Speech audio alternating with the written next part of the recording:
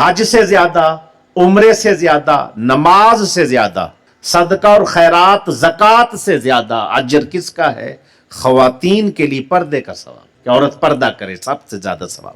لیکن وہ بیٹیاں، وہ بہنیں جو سب سے زیادہ ثواب جہاں سے حاصل ہونا تھا، وہ محفلوں کی زینت بننے لگ گئی، ایسی قوالیاں اور گجرے پہن کے بیٹھنے لگ گئی، اور اس کے بعد ان کے سامنے لوگ بیٹھنے لگ گئے، ان میں قوالیاں کہہ رہی ہیں، وہ جناب مدینے جانا تے سواریاں آ جاؤ تے بیڑا تیار ہو گیا تے اتنے بہ جاؤ تے ہنے مدینے ٹر چلے ہیں۔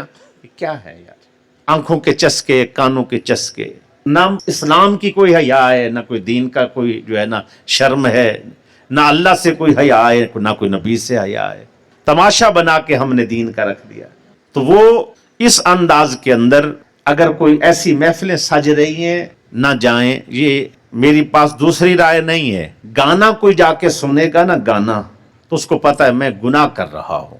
اگر جو دین کے نام پہ اس طرح تماشا کوئی ہوگا، یہ گانا سننے سے بھی زیادہ گناہ ہے۔ یہ دین کے نام پہ تماشا ہے، یہ دین کے نام پہ دھوکہ ہے۔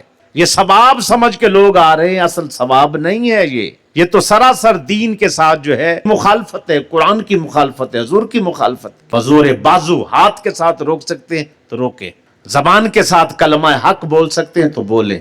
اور وہ بہنیں، وہ بیٹیاں اگر کہیں ہمارے گھروں کی جا رہی ہیں تو روک دینا چاہیے، نہیں جانی چاہیے۔